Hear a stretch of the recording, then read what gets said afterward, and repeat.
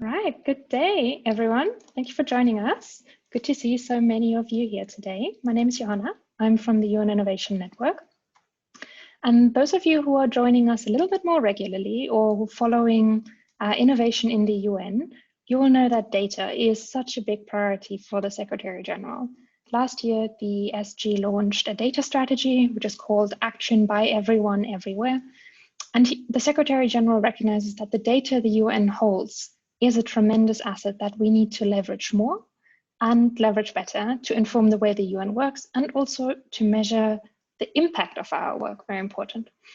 I believe in the strategy, his exact words were to build a whole of UN ecosystem that unlocks our full data potential. So big expectations there that we've now been tasked to live up to. And in a sense, I think the project that we are showcasing today is a fantastic example of just doing that, of bringing different stakeholders together to collaborate and advance their data or our common data agenda. And the project is run by the United Nations University Center for Policy Research. And the UNU has launched the Managing Exit from Armed Conflicts project. It's called MEAC, and it's run in collaboration with the Department of Peacekeeping Operations, UNDP, UNICEF, the World Bank, the IOM. So lots of entities coming together and working to see how data collection and integration could be improved and applied to allow for more rigorous impact assessments and evaluation of UN programming. And the project does so, I believe, by specifically looking at the dynamics of armed conflict. But they've created a lot of tools and kind of gathered lessons learned that are relevant to general better data management integration and could be applied across lots of different contexts. So very exciting. And I'm really thrilled that they reached out to see if we could host a webinar around that. And it's my pleasure to introduce you to the entire team who's joining us today. And we're first going to hear from Siobhan. She's the project director of the MEAC project from the UN University Center for Policy Research. And she will briefly introduce us to the project. On the next slide, I think you'll have names and titles and everything as well. And after that, we'll hear from Adelaide Shamuk. He's one of the lead authors of the report and a doctoral candidate from the University of Otago, and I believe that's in New Zealand. And then we'll wrap up the first half of this webinar with Udi Wittelson, who's an Information Systems Officer at UNOICT. And Udi will reflect briefly on a few overarching themes and questions the project has raised. And I don't want to say that's when the fun starts, but that's definitely then when the interaction starts. Because as you can see, we're hosting this webinar today as a meeting, and we would like to invite you to continue the conversation in smaller breakout groups after these introductory remarks. And in these groups, you can then engage directly with the presenters, with the research team, and ask them any kind of question and learn more about their work. So it'll be a very safe space to exchange views, to hear from others. Really looking forward to this, and thanks to the team for experimenting with the modality there. But first of all, I want to say thank you for joining us. And let's hear a little bit more about the project, who's behind the project, some of the lessons learned. Siobhan, I think I'm handing over to you. Thank you so much, Johanna. And thank you to the UN Innovation Network for hosting us today and giving us this opportunity to connect with people throughout the system who are thinking about some of these pressing issues. So we're really excited to have this opportunity. Thanks. And I'm really excited to be joined by key colleagues and members of our team. So you've been introduced to the picture of Aladdin Shamug and Udi Wittelson, but also I think Kato van Broekhoven and Jess Kaus, who were part of this project as well. So I'm glad that they're all able to join today. Just for those of you who aren't familiar with us, United Nations University is a series of think tanks in the UN system that attempts to bring sort of cutting edge research into policy and programming discussions at the UN. And that's very much what the project that I lead at UNU CPR is meant to do. It's the result of several years of working with partners in the UN system who ask a lot of questions about how their toolbox works in current conflict environments. So in conflicts that are ongoing and conflicts where you have listed terrorist groups. So how do you employ the tools that the UN has traditionally used to try to end and mitigate conflict and to build peace in these types of new contexts. And one of the things we've been saying for a while is, when we get asked this question, the first question back is always, well, how did your tools work in other contexts?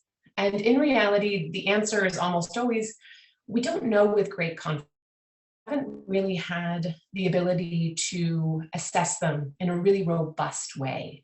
And that's due to a lot of different reasons, whether it's traditionally how budgets were structured, the time frame of missions, the difficulty of doing this work, particularly in some of the contexts where UN partners are operating. So this project, this Managing Exits from Armed Conflict, which we call MEAC, this really attempts to change that. So the goal was really to enhance our knowledge of a particular problem. So what does it mean? What does it mean to exit an armed group or an armed force and move towards a civilian life and to be there sustainably and fully? What does that mean? I'm sure that means different things in different contexts, but what does it mean to really reorient yourself after conflict involvement? And what is the impact of various UN supported interventions to support those transitions? So things like DDR, things like child reintegration, community reintegration programming. What do we know about how these things work under which conditions? So the first goal was really to enhance the quality of the data we were collecting. That meant increasingly thinking about sort of longitudinal quantitative data, because that's something that really was lacking in this space. We had some qualitative data. I think the other thing was targeting the type of data that we needed. So really about individual actions, involvement in conflict, association with conflict actors, norms around conflict, things like that really weren't being collected. This is obviously sensitive data, and it's individual or community level data. And so as we were having these discussions about enhancing the quality, so it's one thing to enhance the quality of data, but if we really want to do strategic learning across the UN, because there's so many different types of programs supported by different UN actors, it really was essential to think about not only improving quality, but also understanding the state of integration across the different entities working with this type of data or interested in this type of data.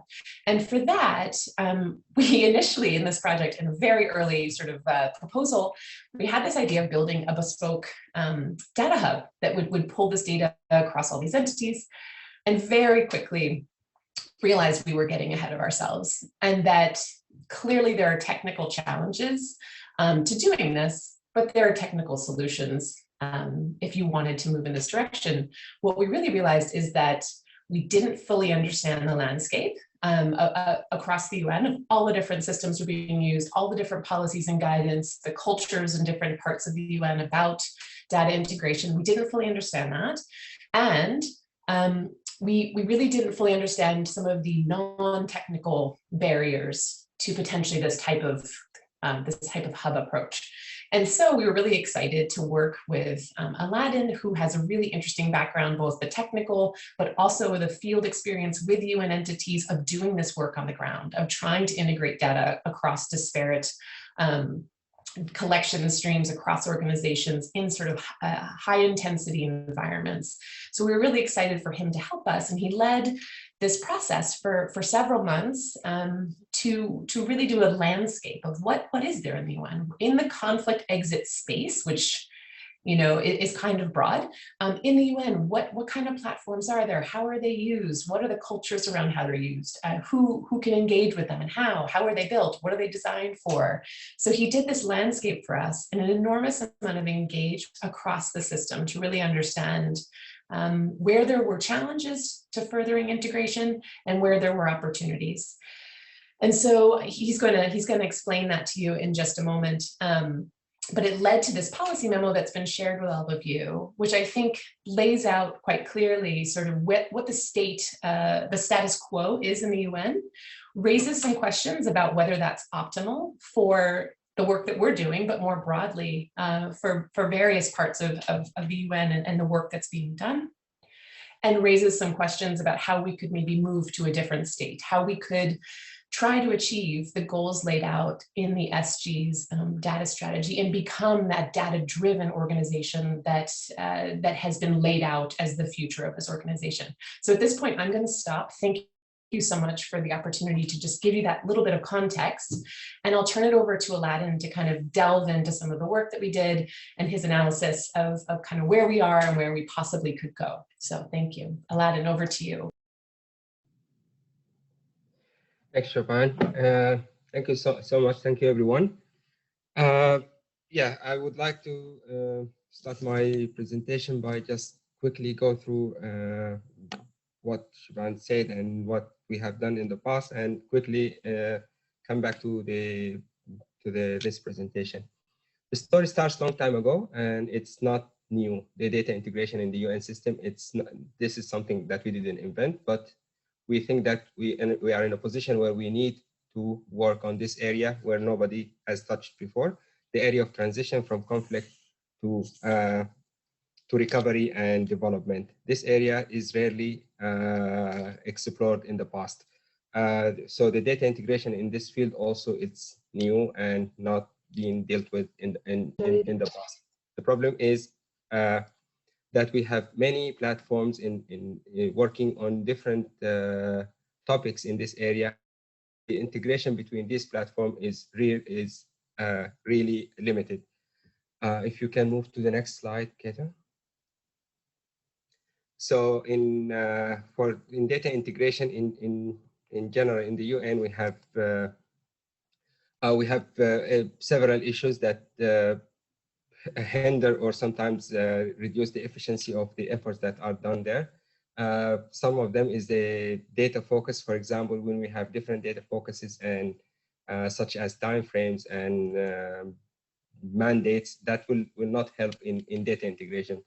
What I mean by timeframes and mandates is that when you have different organizations operating in the same crisis or in the same conflict, but coming with different mandates and different standards for data collection, that doesn't help in integration at the end. Each one of them try to fulfill its own mandate without looking at the overall picture that includes everyone.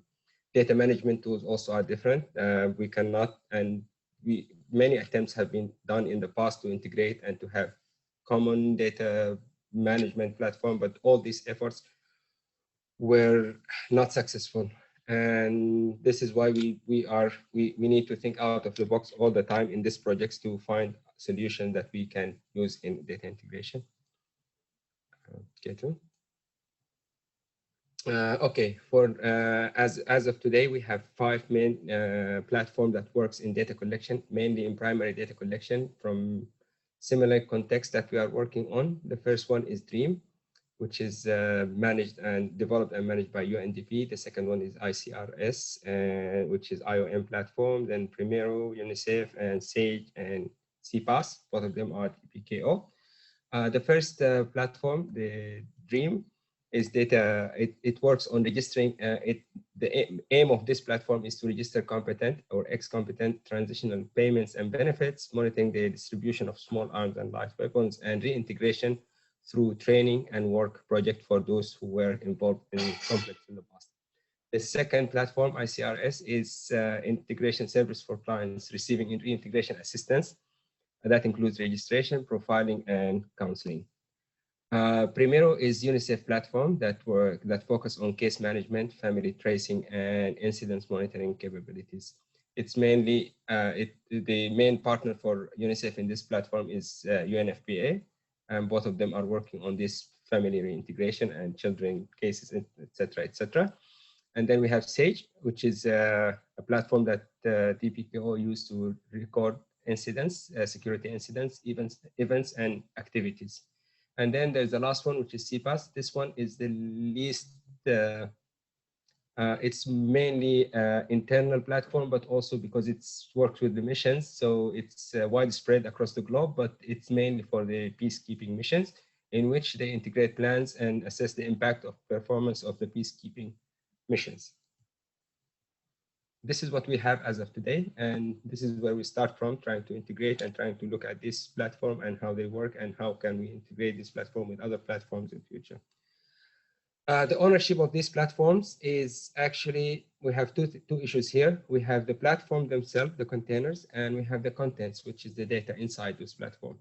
Usually how it works is that if you develop a data management platform, you own the platform itself, but you don't own the data inside it.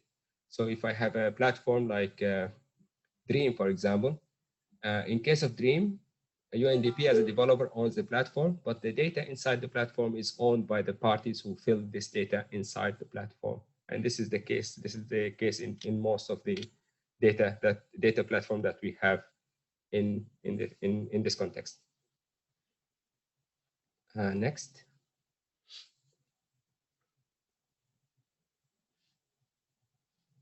Next slide, please, Gator. All right, data focus and quality. Data focus, quality, and comparability. In this area, we have 3 issues that hinders also the integration and makes it challenging. The first one is that many of these data are collected and tailored for the organization that they collect them, so they don't answer questions for other organizations. I mean, even if they are without integration, they cannot give you a full picture of what's going on in the crisis context. One of the reasons for this issue is the granularity. Some of this data is collected at community level, some of them are collected at individual level, some of them are collected at the state or nation level, and this is why you cannot integrate them, not because they are not compatible only, but also because they are at different stratas and they have different granularity. The last issue is that also the waste of resources in data collection. Some of these platforms actually they collect same data but in different structures. So you go to the field, you spend a lot of time collect this data, which is similar to other organizations' data but in a different structure. So it's not useful for them because they are not similar in the way they are collected. Next, yes. And also in data management area, we have many platforms, as I explained earlier, and I think it's good and bad at the same time, because having multiple platforms is useful and good, but for your organization, once it comes to integration and sharing this data with other organizations, they fail for a reason that I will mention at the end of this slide. Most of these platforms are organization centric, so they don't serve any other organization but the organization that developed them.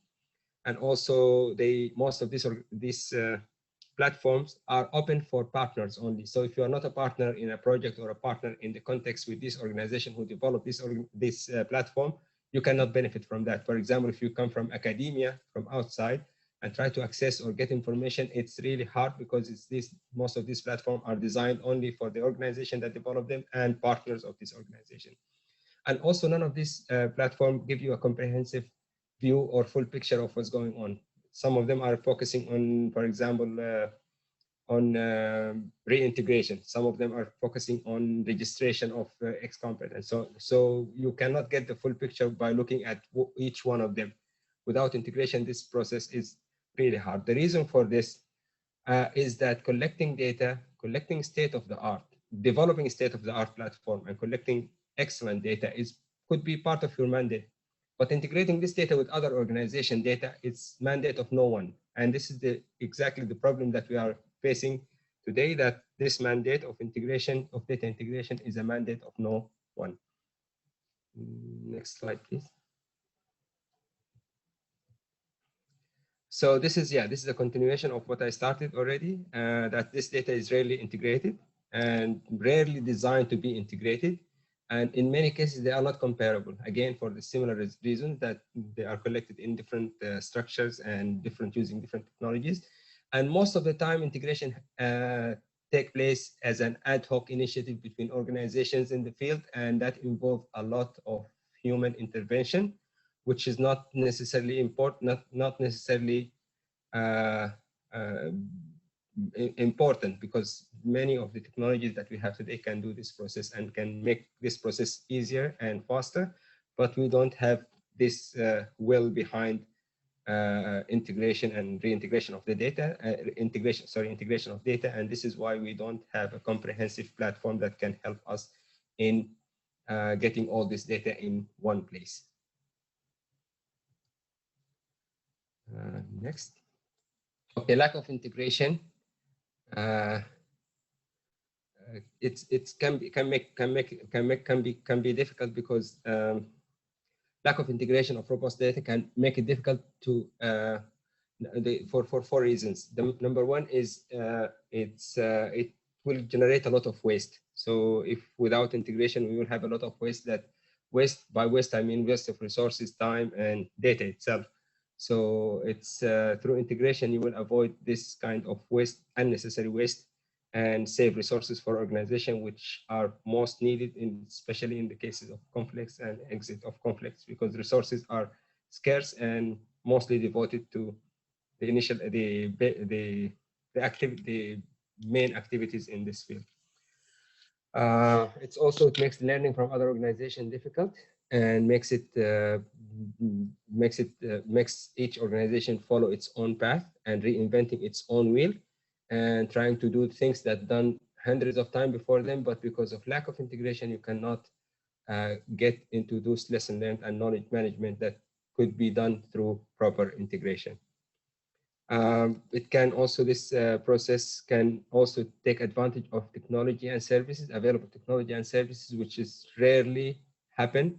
Most of the time, we don't rely on technology. We rely on old ways of doing things instead of taking the risk of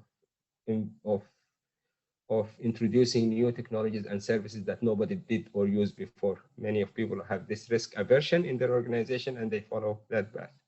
The other difficulty is that when you don't have proper data integration, that will make it harder at the higher level. So if you don't have proper data integration, that will make it harder for policymakers to integrate their policies because they are not integrated at the grassroots level. When it comes to the higher level of integration, such as policy integration, it becomes really hard because there is no infrastructure for such integration at higher level. And the last slide. Okay, we have 6 recommendations or solutions for these issues. Number one is to address the data ownership and sensitivities. Many of these many integration endeavors collapse and fail because of the issue of ownership and sensitivity. What's sensitive to me as UNICEF might not be sensitive for UNDP or vice versa, or UNHCR versus IOM, or each organization has its own sensitivities that not necessarily the same sensitivity for other organizations. Also, the issue of data ownership. If we integrate data from different organizations, who will own the integrated data? We know that each organization own its own data, but the product of this integration will create a new data set that doesn't belong to anyone. So who owns this data? And all this issue around ownership of collected and consolidated data should be addressed before engaging in such exercise. Building trust also is very important because without having this trust among partners, it's really hard to integrate their data. Incentivizing data sharing, we have 3 ways to incentivize or encourage people to do this.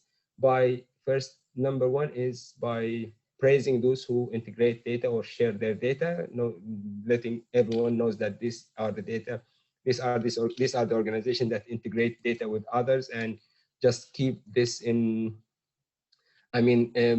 promote it and advertise it all the time, and make sure that those who share their data are praised and encouraged to do this.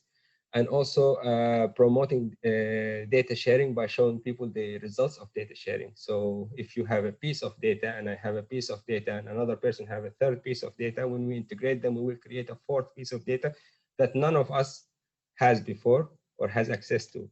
So having this new product and share it again with those who contribute to this, will show them the importance and beneficial approach of integrating data, that you integrate your data with other organizations and you get a new knowledge that you cannot get by working by yourself without integrating data with others. Example of this, we can see it in most of the GIS system. When you share a GIS layer for infrastructure and then another organization share a data set for security incidents, and then someone shares another data set for different, and then the result of this overlaying is a new map that none of you have seen before, but all of you can benefit from it, knowing that, for example, agricultural projects are close to minefield that needs work between FAO and mine action. I mean, sky is the limit. The results of such integration will help everyone to get better information to make decisions. The third way of incentivizing data sharing is by issuing policies, actually. So if organization issues policies to mandate different organizations to share their data, that will also push them. So it's a carrot and a stick somehow. And the first two are carrots, and this is the stick. And also the fourth recommended solution is involving all who work in this on data integration, instead of being selective and choosing the organization that work at headquarters or in a certain field area. You can encourage every partner every partner who works in your area of interest to work together to integrate their data and to establish new platforms and establish new data sets that are not available as of today without integration. Also establishing quality measures that will help, because in many cases people tend to trade off between speed and quality in the field, especially in the field when your boss asks you to produce a report in half an hour while you cannot do that, and then someone else asks you to do a report without resources. Or so usually we have this tendency from organization to do things fast and cheap, and that compromises the quality. Without having a proper quality control measurement that supported from the headquarters and from organization management, we will always sacrifice the quality. What's the problem with that? The problem is that by sacrificing the quality, that you hinder any attempt in future to integrate data. So poor quality data with poor quality are hard to integrate. You can produce fast and cheap data, but forget about integration. And we cannot force people to put a lot of effort on quality if there is no policy or there is no agreed on measure across the UN system. The last one is the last recommendation is to promote innovation. We have we come up through 3 technologies and 3 innovative approaches to integrate data. One of them is the data extrapolation, where people can,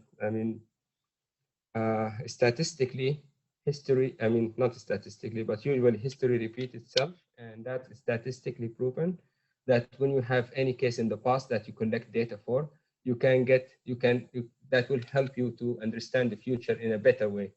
And if you have this data integrated with other data, that will give you a comprehensive data set that will help you in seeing and forecasting the future in a better way. The more features, the more data that you have, the better extrapolation that you can get. We also think of integrating artificial intelligence and machine learning in this process, because we think that machines are capable enough now, as of today, using the technology that we have today, to read and parse the data that are meant for human consumption. In the past, it was when you produce a data for human consumption, it remains with human.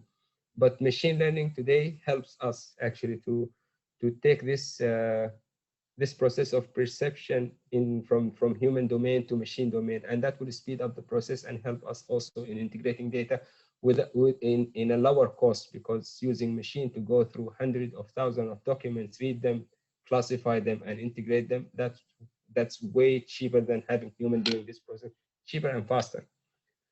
And also we're thinking about remote sensing. Data collection data integration is not necessarily done by using tabular and textual data, but also we can use remote sensing data to integrate data together. By remote sensing, we mean geographical aspects of data, and also that remote sensing, it can be integrated with machine learning. So machines can tell you, by looking at the map of the world, can tell you what kind of data you expect from this location and which partners are interested in this location, because in the past they used to work in similar location, and so they might be interested in the data generated from this place.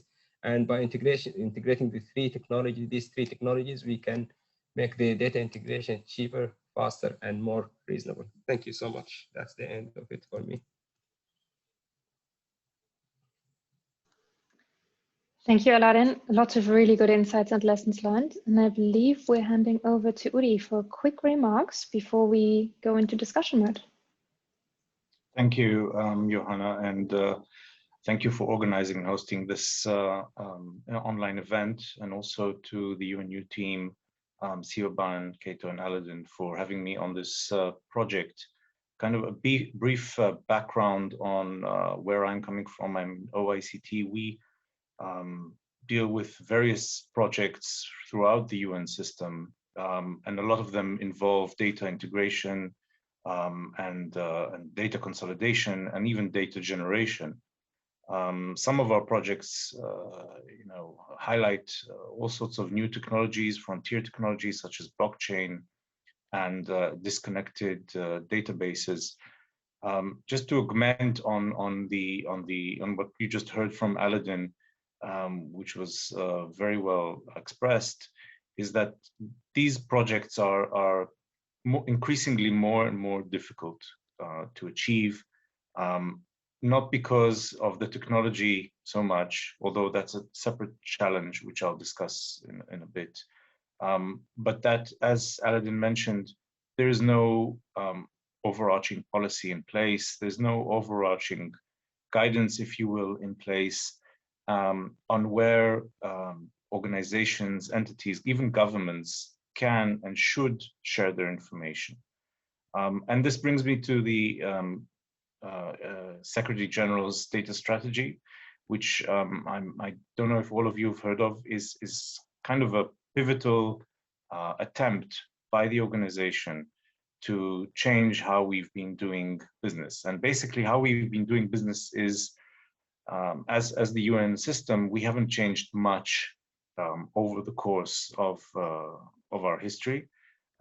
We've moved from pen and paper to mainframe to digital databases, but this is a pivotal moment where we have so much data at our fingertips, and we can't join hands and we can't cooperate for various reasons. Some of them are related to resources.